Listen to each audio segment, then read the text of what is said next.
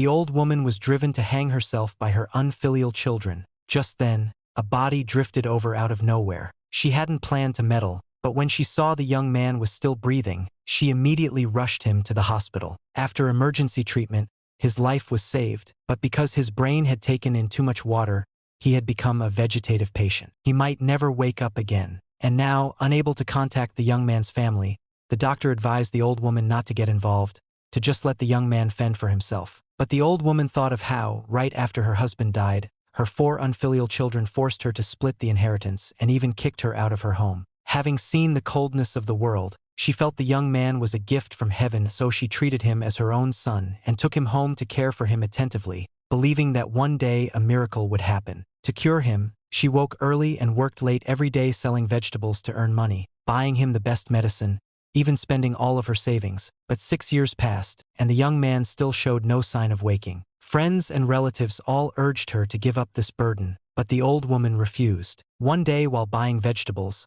she was approached by thugs demanding protection money. Seeing them come to her stall, the old woman quickly pulled out her only change to plead with them. Unexpectedly, the thug not only waived her protection fee, he even handed all the money he had collected to her, because he had heard about her caring for a vegetative patient and deeply admired her. "I can't take this," the woman said, but the thug persuaded her to accept the money.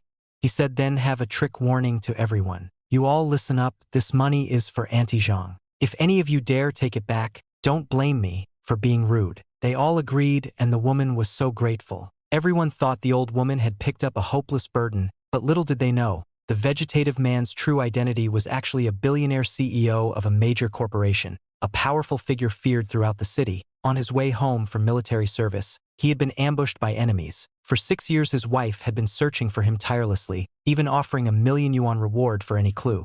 Meanwhile, the old woman was at home caring for her son when her biological children suddenly barged in aggressively. Without a word, they started smashing things, saying the old house would soon be demolished by the Lu Group and would receive 10 million yuan in compensation. They demanded she hand over the property deed. Seeing she refused to give them the deed, the unfilial children began to physically search her, but couldn't find the document. The eldest son, enraged, slapped the vegetative man hard, and surprisingly, the slap triggered a slight response. Tio threatened their mother further. The eldest son shoved the young man violently, causing his head to hit a stone, and fluid immediately gushed out. The woman screamed loudly and began asking herself, "How did I manage to give birth to animals in the name of children? Heaven, are you blind? Why don't you take them away instead?" One of her sons said to her, "I already told you, if you don't hand over the deed today, I'll finish him. So tell me now, are you giving it or not?" The woman stood her ground and said she would not give them the property deed. Just then,